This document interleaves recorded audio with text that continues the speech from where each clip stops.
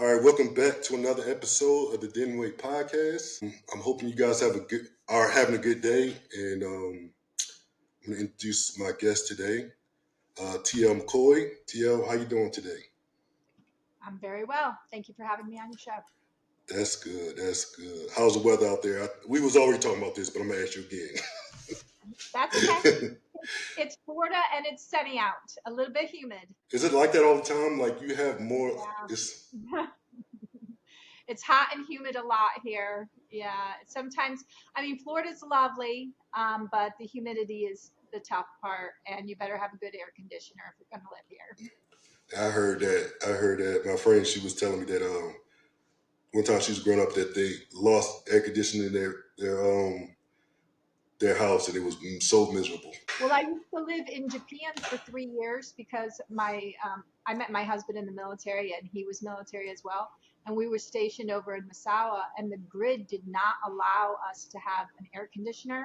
Oh And so wow. during the summer months, it was rough.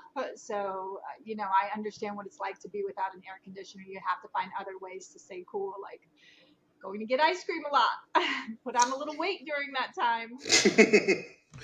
I heard that. Well, so what's your favorite ice cream? I'm gonna ask you that. Like, what's your go-to ice cream? Probably Rocky Road. I Okay. like the nuts and the marshmallows in there. How about you? Um, I think I'm just a cookies and cream person. So That's what I'm mine not a is. yeah. So I'm not a big ice cream person and all like that. Growing up, I didn't, but um, they have this little yogurt place up the road from where I live at. When I go, I get the cookie dough. If they don't have the cookies and cream cookie dough and like cheesecake bites, and that's just my favorite. So if you're not an ice cream person, what are you? What snack is your snack? Let's fix that a little bit. I am a tangerine person. I love tangerines. Oh, well, that's healthy. Yeah, and that's and I wouldn't call myself a healthy person. I'm as I get older now, like I just hit 40, so like I'm like trying to be a little bit more healthy and um, do all that. I'm in a wheelchair, so as I hit 40, I'm trying to be a little bit better and health conscious and things like that. So, but I've always liked tangerines and oranges and things like that. I guess an unhealthy snack. I love sour Mike and Ike's. The What? I love Mike and Ike's. Nobody eats Mike and Ike's. I bring them with me to the movie theaters. Nobody likes Mhm. them but me. I finally found someone. I love them. When I go to the Dollar General, like I have to make myself not do them, but I will go there and just like it's my reward for shopping. I don't like to shop, so I feel like it's my reward. So I grab $1. It's $1 at the Dollar General, so but I love them. They're my favorite. And That's where I get them too. that's good. Well, TL, you're author, and what made you want to start writing? Well, I've been writing kind of a long time, but it was more for me, more cathartic. Mm, I think everyone kind of goes through stuff. So for me, it was an outlet. I write and sometimes I paint. okay. Um, some of I have artwork in an indie film called 13 Fanboy, and Mm, I more or less paint for friends and my own house and my family and stuff like that. But I find those creative tools to be helpful for me. So I've been writing for a long time, but this particular book feels more like a mission for me because I wrote it for my grandchild. It's okay. called Delilah versus the Ghastly Grimm, and it was written because she was diagnosed with a severe seizure disorder called Dravet syndrome. Most people have never heard of it. Have you heard of Hmm. it? No, ma'am. No, yeah. It's a very Mm, rare and sometimes catastrophic seizure disorder. hmm. And it's been really interesting because I've been able to chat with other families who have their family members have been diagnosed with this, and it's a struggle for a lot of people. It's not like epilepsy in the regular sense. It's caused by a gene mutation that affects the SCN1A gene. And Mm, these kids usually are diagnosed very early in life. Delilah was diagnosed in her first year of life. The seizures are extremely long a lot of the times. Some can be 30, 40, 50 minutes, some over an hour. They can be mm, multiple times a week or multiple times a day for some kids. Delilah's weren't quite that bad, but they were tough to get control of. Meds often don't work, so we had to go through like trial and error to try and control Mm-hmm. this. And these kids, when kids are young, that's when they're developing. So it's very, very hard not just to have a disorder that affects their brain, but also the medications that affect their development too. Some of these kids can't speak, they can't walk, they can't do things for themselves. Some require lifelong care.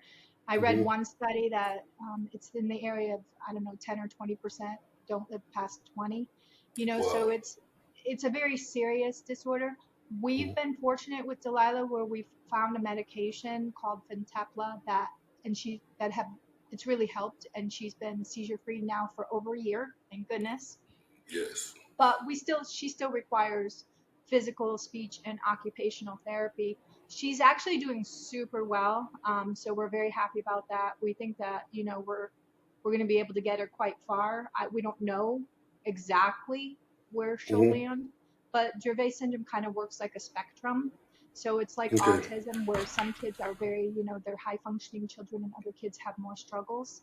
She's on the higher functioning side with Dravet syndrome. So we've been very fortunate, but she will require therapy for the foreseeable future.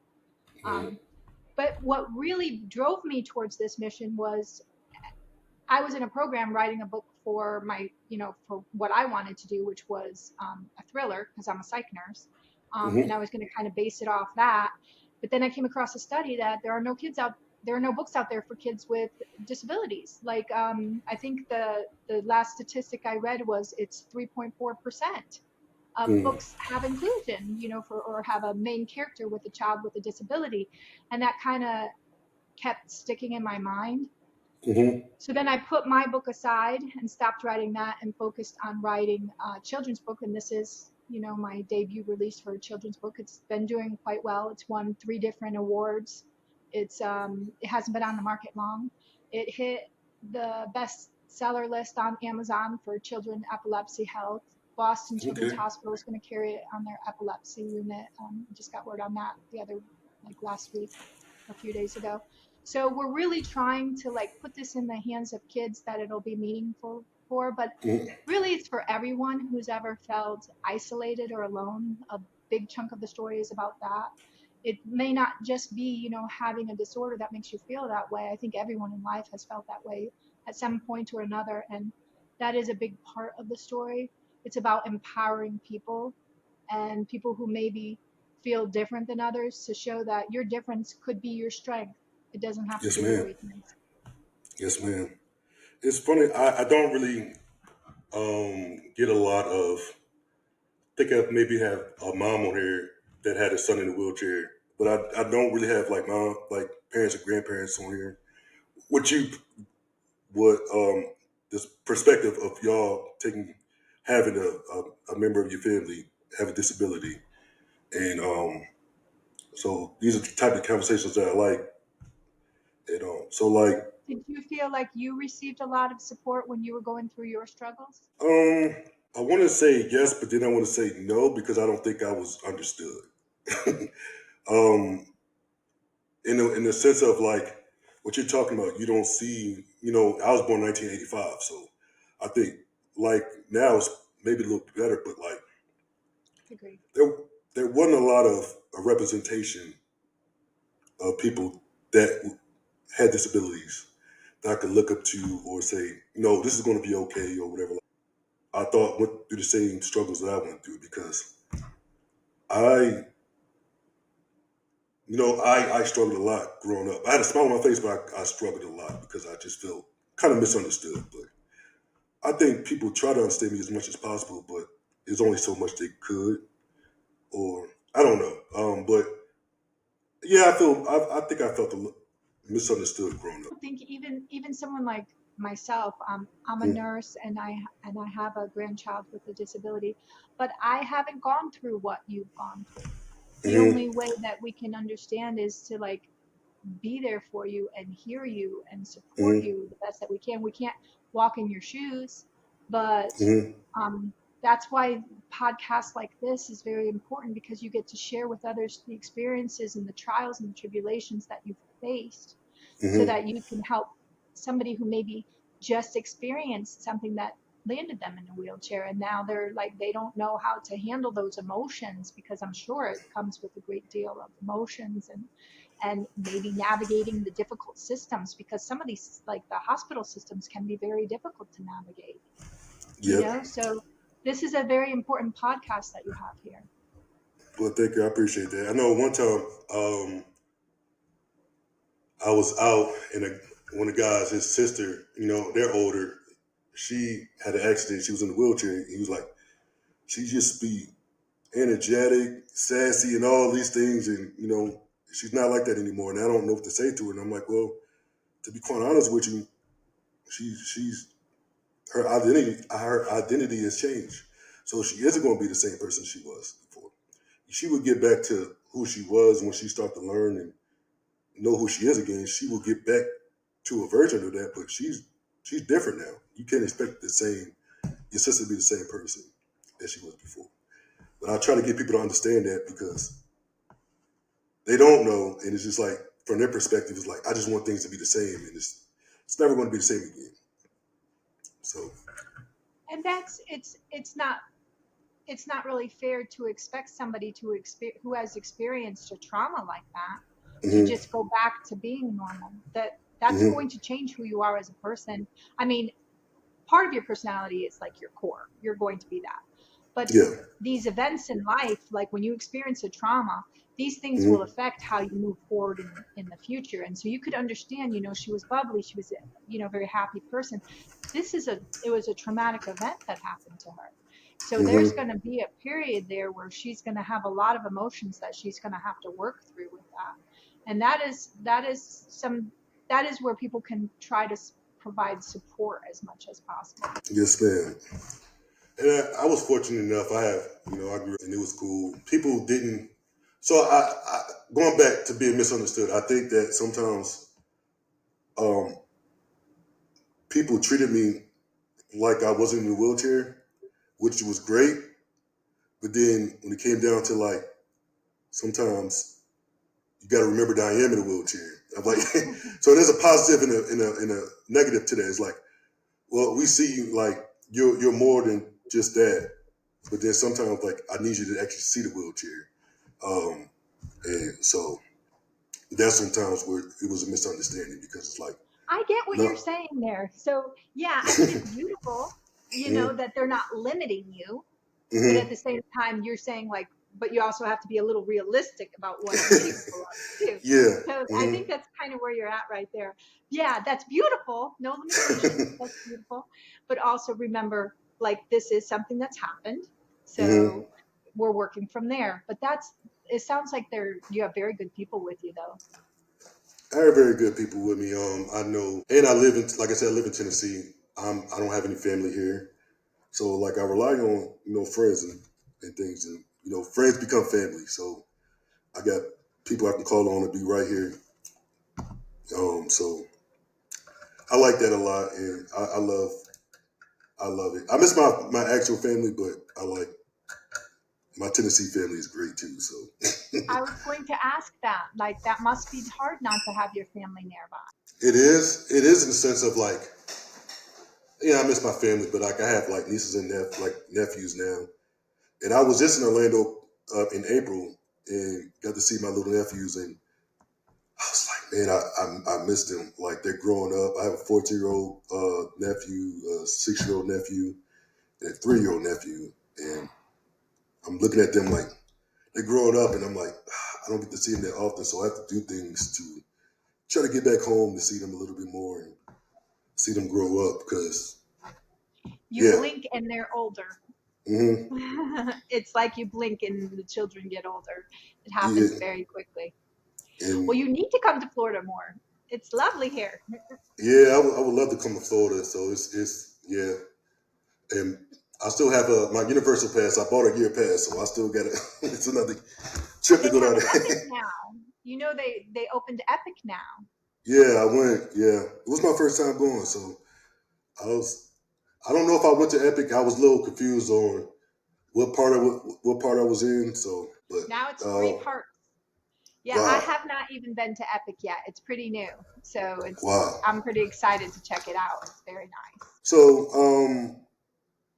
let's talk about a little bit about your book. You don't have to like spoil it or anything like that, but like I would love to read it. But can you tell me a little bit about the book? Sure, I actually have it right over here. This is what it looks like. It's Delilah versus the Ghastly Grimm. I like that. And so basically what it is, it follows this young girl. She's 12 years old. My grandchild is younger than that, but it didn't Mm, really work with the story, so I had to make the child a little older. So she's a young girl who has a life-threatening seizure that opens an indigo door in her mind. mm, And so when she has this life-threatening seizure, in order to control the seizure, the doctors put her into what's called a medically induced coma, which mm, sometimes happens when you have a severe enough seizure disorder or severe enough seizure to save your life. And so basically, when she walks through this indigo door, when she's having this seizure, she's catapulted into this fantasy world of wonder and danger and excitement. But then they put her into this coma and it kind of traps her in that world. So now she's kind of mm, trapped in this world. Yeah. And mm, so she goes on a quest for the book of truth and she meets different creatures along the way, and there's a villain there called the Ghastly Grimm, and she has to confront him. But she discovers that she has powers, and those powers are actually rooted in her disability. So, wow. like, it's an electrochemical disorder. Seizures are Mm, caused by electrochemical problems. So she has like an static electroplasma kind of power that she's able to tap into in this fantasy world to battle this villain. So that is kind of what's happening in the story. There's a lot of adventure. It's written kind of like for fans of Percy Jackson or fans who like fantasy like Harry Potter. It's written like that because it is okay. a children's book and we want kids to read it, Yes. but it's really high concept in the way that Mm, every decision is kind of strategically put in place and so that it would be very much inclusive for kids with disabilities while also entertaining. I was fortunate enough to have really two very good editors. One was a writer and award winning author too. Her name was Erin Young. And then the second one was actually the editor of the Hunger Games. She edited oh, cool. yeah, yeah, I was So, lucky to land that. funny story. And Like, it was solid. yeah, I do a lot of audiobooks. Um, because that's just the way I take it in. But the Hunger Games books, I think, were the last books I really like had a hard copy and read before I started switched over to audiobooks. So She's a now I love those talented books. editor, and the writer, Mm-hmm. of course, is a very talented writer. So we were fortunate in that. And it's funny you mentioned the audiobooks because I said today I have to get to making the audiobook. Like I have the setup, it's just a matter of sitting down because I want this, like, for example, say a child can't see, then Mm-hmm. they're going to want an audiobook. I want to make sure that it's available to them too. I used to be a school director for a school with kids with disabilities. And Mm-hmm. some of these kids have come with all kinds of disorders. Like they have not just seizure disorders, but they can't walk, they can't talk. Some of them can't see very well, some of them can't hear. So I want to make sure that I can put this book out in a way that it will reach everyone. So that's going to be a goal. And I started my own Oh, company to do it. I wow. actually started Blue Round Book Group to do this. So that's a brand new company. It's funny because if you go to my like social media, you'll see I don't have a huge following. Before this, I stayed off. My husband says I was off the grid. Like I would avoid social media like it was the plague. But now Mm-hmm. I'm kind of getting back involved in that and haven't touched it in years and years. So we're building it slowly. It's going to take time, but the book is doing pretty well for having just come out, and we have some very exciting people that are on board who will be releasing stuff on the book soon. That is great. I like that a lot. I think I'm gonna buy it and listen to it. And I mean, not listen to it. You don't have it out yet on audio, but I'm gonna buy it and read it.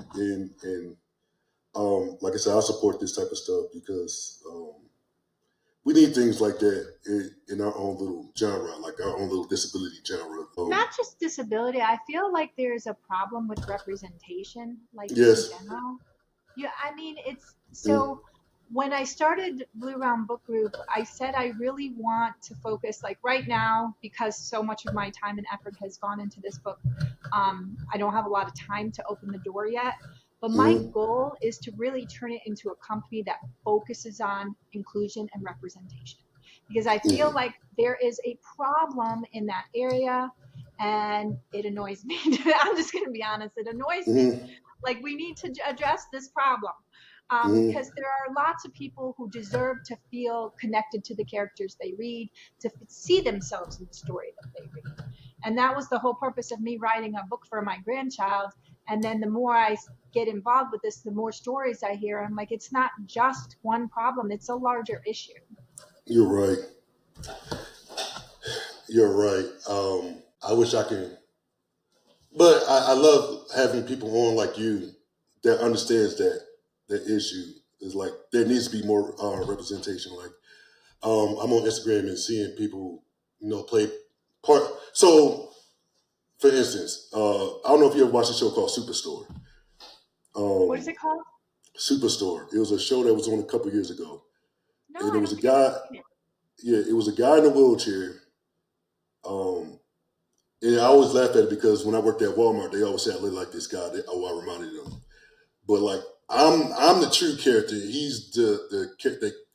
So it's like if they based the show off of me, they didn't cast somebody in a wheelchair, actually in a wheelchair, but they cast somebody that was an able-bodied person and playing a person in a wheelchair. And And that's yeah, not so necessary. yeah, and it's just like why not just cast somebody in a wheelchair to actually play the part Exactly. in the wheelchair? So it's like we got to do better with that because I feel like we can have more successful people if we see the representation. Like if I can see myself in doing this, then it's easier for me to do it. Totally agree with you on that. And I'm curious about you because you're doing this podcast, you're doing things to empower others. You have a very good story to tell. Have you ever Mm, written anything? no, I've thought about it. I've thought about it, but I have not. I like the things. I like to shy away from things because when I shy away from it and it keeps nagging me, then I know I got to do something. Like at the I was like, all right, I'm gonna just do it. So like right now, I'm kind of shying away from that. But also, I do have little ideas if I do get to a book of how I want to start it off and things like that. So, Well, I think a story from you would make a difference in people's lives.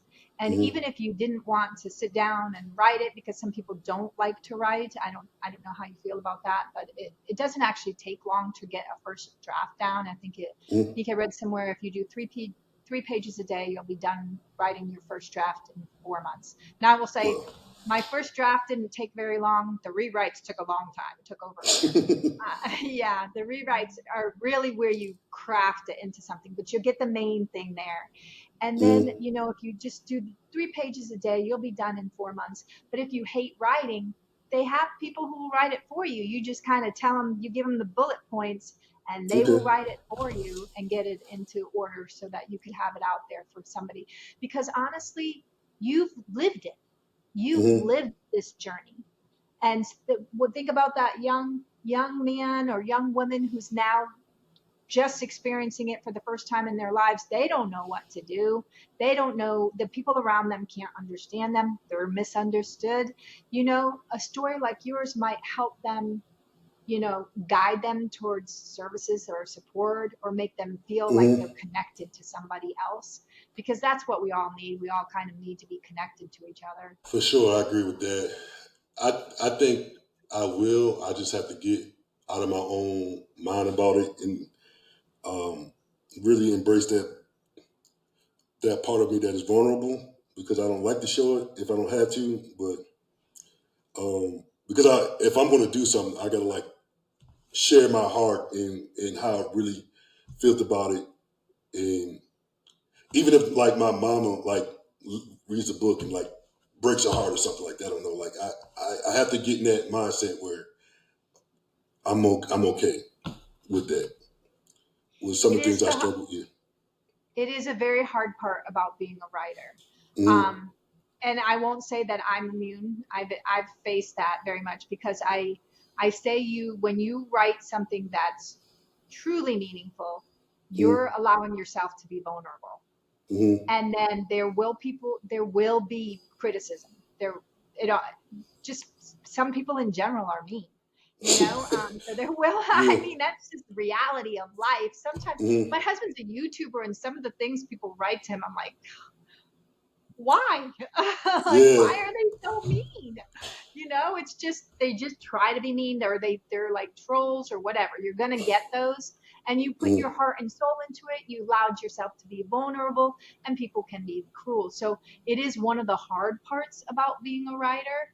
You know, Mm-hmm. uh, I've shed some tears. I've shed some tears over it, but then you kind of think, well, is is it worth it? I guess that's Mm-hmm. the question. Is it worth it to, share your story and to make a difference in somebody else's life? And I think it is. But is it worth it for you is going to be your question. I think it will ultimately be worth it. I think it's funny. I smile because this question comes up at least a couple times a year where somebody asks me about writing a book or something like that, and I'm like, I ain't quite there yet, but That may I be, so maybe it's because you're being like nudged by the universe or God, whatever you yeah. believe in, it's nudging you over. I have a story about this particular book here like that. So I was a director of a school for children with disabilities before I ever had a grandchild with a disability. Okay. And so I learned a ton from that job. And Mm-hmm. then when my grandchild was a baby, I saw some neurological things going on. And I said to my daughter, something neurological is happening. We have to get this checked out. And Mm-hmm. at first, they didn't diagnose her with anything. They were like, oh, it'll probably pass. It's probably just, nothing to worry about. But then it ended up being something to worry about when she actually had a seizure. And then they realized it was more. Um, but so I was a director for the school before that, left that, moved on to other things, but then I kind of had my grandchild. That nudged me back towards helping with people with disabilities, and I'm a nurse. And then Mm-hmm. the whole thing with the book, I was writing a whole different book, and I came across that study that kind of wouldn't leave my head. And then I even had a dream. So it's kind of a strange dream. In the book, Delilah travels on a boat called the Nord. And I didn't Mm-hmm. just come up with that name arbitrarily. I dreamt it. I saw it in a dream. So I just wrote it in the book. And this was long before I had already submitted it to the editor, finished all the rewrites, and I think I rewrote it 30 times. And then I was doing research, and I came across an organization called the Nord, and they're involved with people. They help people with disabilities. So Wow. I thought, like this was like just like kind of like what it's like things from your life is nudging you in a Mm-hmm. direction where you're supposed to be doing something. I feel like you're getting nudged today. Today you're getting nudged. You've been nudged before. Yeah. Well, if I do, I think it'll be good, and I will take it serious. And I think Well, I if will. you write something, you better send it my way. You'll Yes, ma'am. Yes, end up ma'am. writing something. I will. I will definitely will. I don't know. It's like I compare it to like somebody running away from the calling to being a preacher. It's like I know Yes, this. It's yes, like exactly. And then it's like God's like, no, you're going to be a preacher. Like mm-hmm, this is what's going to happen. It may mm-hmm. not, and it's may not be the right time or whatever, but you'll find it. Are you able to share some of your story here today, like about some of the things that you've gone through in your experiences? Uh, if you gonna ask me questions, I can answer them. Like will you share like how you first ended up in your wheelchair Oh, and what it was so like? I have muscular dystrophy, myasthenia gravis. So it's um from a from birth. So I guess like it took me like developing. I didn't develop like a regular baby. When they started walking, it took me a longer time to do that.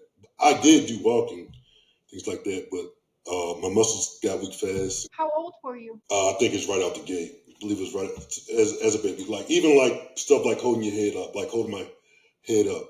When a baby starts to do that, I wasn't doing that quite yet. According to my mom. So, but I guess when I really started to know about it, 4, 5, 6 years old, um, I don't, I didn't think something was wrong with me, even being at that age. I guess I couldn't comprehend it, but like, so it didn't really hit me until like I had to start using the wheelchair too, so, like part time. And then my family lived in Germany because my dad was in the army, so there's a lot of hills in Germany.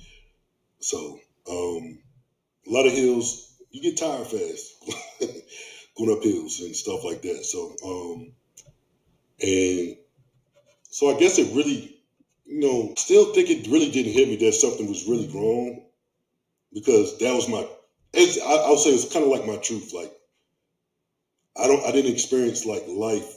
That's the way my life was. So like I didn't feel like anything was wrong with me still. Like I got tired, and that was it How because was it that's what at I'm. school? So I never got bullied or anything like that. Like I think there was times where people will make fun of you because kids are kind of They can cruel be sometimes, mean too. but at the same time, like I can make fun of people too. So I was able to make fun of people too. So I mean, there were times where it weighed on me. It was like, good lord. But yeah, so people, it got roasted and people make fun of you, but like there were times where it was exhausting, and I had my moments where it's like, okay, I don't like this at all. But middle school and high school probably wasn't my favorite things. It sounds like But you have thick skin. So like some kids when they get made fun of, they're very much affected by it. And then mm, but you were able to give it back, I guess. It sounds like you were able to give some of it back. yeah, I tried, but I mean, but that's because I had a sibling, and like I said, like at the point where it's like people they don't see me in a wheelchair, but then like there's a negative part to that. So it's just like it wasn't really that bad, but I think sometimes it felt that way.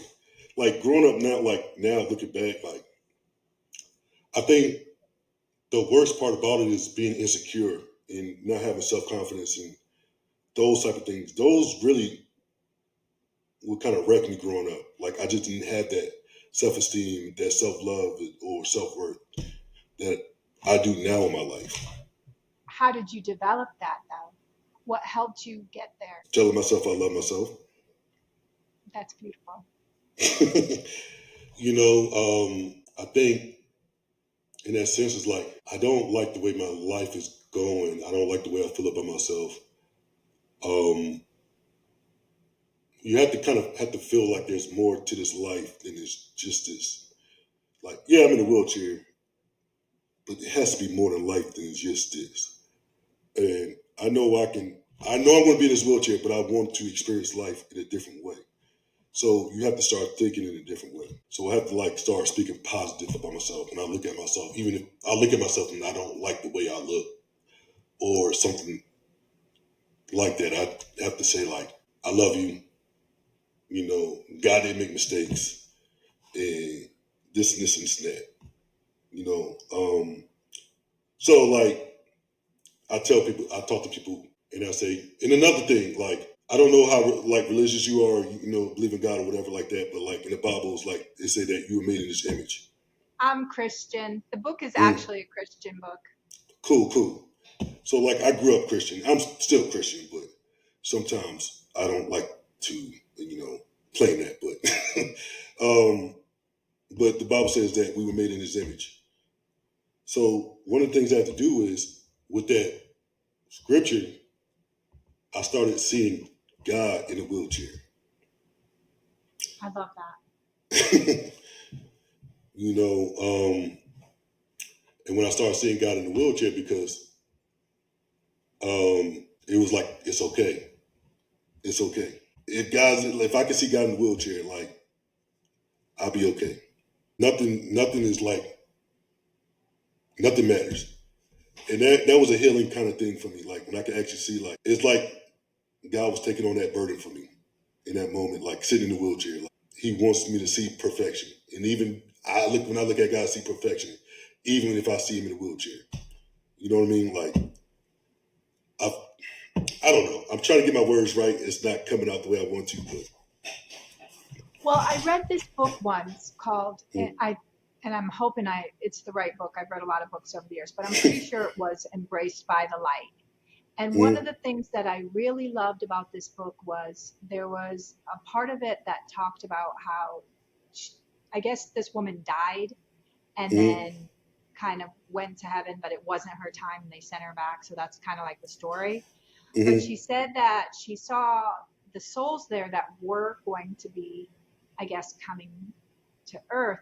And she said what was interesting was the stronger souls were mm, going to be going into the bodies of those that would face more hardships. So, mm, for example, somebody who is born with a disability, their souls are stronger mm, and choosing that because they have a purpose and a mission taking on that role. So they mm, have to be able to handle that kind of mission and purpose. And I think that when you tell your story, about loving yourself and seeing, relating it to how you envision God, in a wheelchair, it made me think of that because I think you are a strong soul. mm, You are following your journey because and given this journey and your purpose and your path because you're strong enough to handle it. mm. Whereas I didn't get that because apparently I'm not. I've been given a different path. But you know Mhm, what I mean? So I think that it's kind of beautiful. And I love that you tell yourself, you're telling yourself, that mm, you're worthy and that you're loved. Because it is something I feel like is something that can help people. With my grandchild, I will stop her like after I have her a lot during the week, but almost mm, every time that I'm with her, I stop her right before it's time for me to go and she gives me my kiss goodbye. And I usually say, mm, I want you to say three things. And she knows what they are. I tell her mm, that she has to say she's smart, she's beautiful, and she's kind because I mm, want her to feel good about herself. I mm, feel like so many people, the world will beat you down. I mean, it's a tough mm. world. It will beat you down. And if you let people implant those negative things in your head, and it's easier to believe those. It's Yep. much easier to believe that than the good stuff. Um, then that kind of sticks. But if you can stop and, look at things from a different perspective, like why was I given this? Well, Mm-hmm. because you were given your journey because you're a stronger soul. You are beautiful. Look at what you're doing right now for others. That's a Mm-hmm. beautiful thing. You should be proud of that.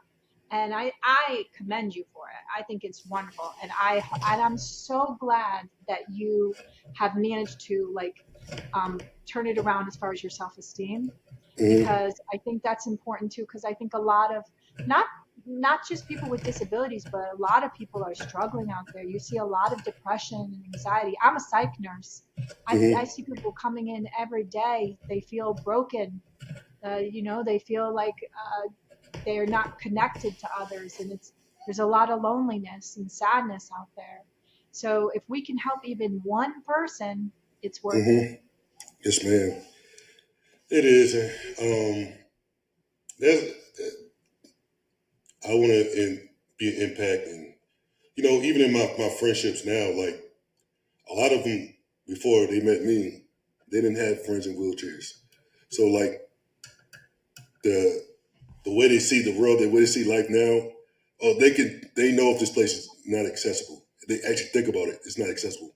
If you want to bring Luke, we can't bring Luke here because it's not accessible. They look And at they wouldn't even have certain. thought about that before. Yep. That wouldn't even have been on. Hmm. So like I'm definitely making an impact, and I like that, and I want to continue doing it for both sides, for able-bodied people and non and disabled, because we all deserve to live a life, a great life. a life that's, I don't want to live it just an ordinary life. Like I want it to be more than that. I don't And I think you feel, are living an ordinary life. I don't think you've ever lived an ordinary life, to be honest with you. You've lived an extraordinary life. Not a lot of people have gone through the things that you have gone through. And look at what you're doing with it. Some people get defeated by it, but you have not. You're doing something with it. And I think that's where, you can really take something like that was kind of the purpose of my book. I wanted to say, some people would see something like that as a weakness, but I wanted to say, no, it isn't. It's a strength. It's a great strength. And they're the, people who experience stuff like that, they're the true heroes. It's not people who are born and handed everything on a silver platter. It's the ones who are climbing every day, scrape and climb. Those are the heroes. yes, ma'am. Yes, ma'am. I don't want to take up too much of your time. I guess, is there anything else you want to ask me? Or do you have any questions for me? Or like, Is um, there anything else you want to share about how maybe somebody who is going through what you've experienced might navigate some of the systems out there? well, I'm still learning that myself. So, I don't know. I, ask me that question one more time. So I think that a lot of times people who have disabilities, they have to learn to navigate some complicated systems. Like it could be just for support, it could be medical systems. How did you learn ways to help with that? Did your family help you with that, kind of navigating the systems where you could get support when you need it? I don't know. I just think that community is a big thing. If you could find a community to be a part of. So growing up, and I still have some of these friends, but most MBA camp, you know, we went, we all dealt with the same things, like we had the same issues, like so it was a community, like we understood each other's pain, we understood everything that that person was going through, and then even in my adult life, and I'm not even like big time friends with people in wheelchairs, but I have a buddy that's in a wheelchair. He actually helped me start this podcast. He was a host of it back in the day. He helped me out because, like I said, we understood each other, and we can talk freely. Like where people, I just think that it's important to be around people that understand you sometimes, and to understand what you're going through, that can support you, that can encourage you, and just to be that friend to you. That's all you need is community. Um, just to be around people because you talk about like depression and things like that, being alone. We have to get out there and try to be around people that actually care about us. If you're around people that actually care about you, you feel different. I believe that you feel differently. You feel, yes, it's our job to love ourselves, but like when people love us, I think it's one of the best feelings in the world that you are cared about. So I don't know if I answered your question, but To piggyback off that, I think if there are people out there who don't have the community, because some people they feel very alone and they don't have what you have. You're lucky to have that. There mm, are groups like on Facebook and some of those other social media platforms. They mm, have groups out there so that if you don't have someone in your vicinity that can give you that support, at least you can get on some social media sites that might offer some of that for you. People who understand a little bit more of what you're going through. So that could be helpful to others as well.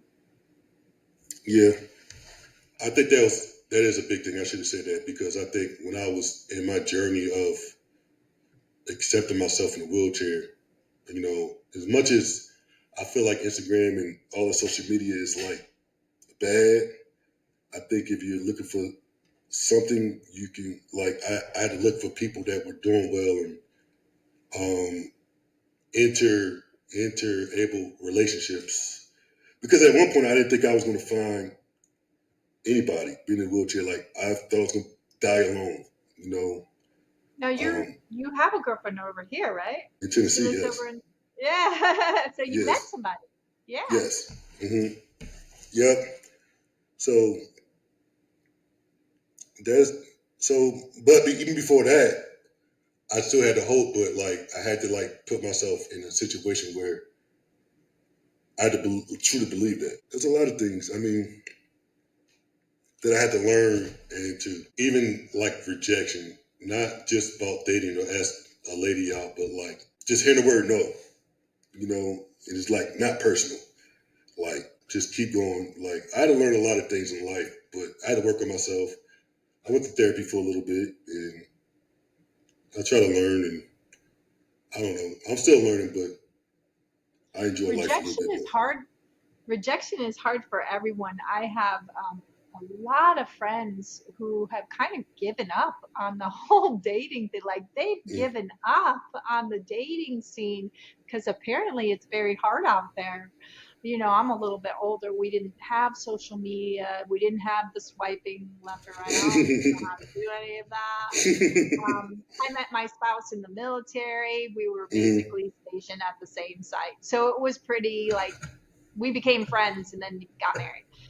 Yeah, So I didn't have to go through all that, but I get told quite a lot, you know, a lot of people are feeling like they're just giving up yeah. there because it's hard out there with meeting people. And I think you're right. Social media can be good, like in a way as it can, if you get those groups that you need support from, that can be good. But Mm. it also can be really bad because then you get the catfishers and the Mm-hmm.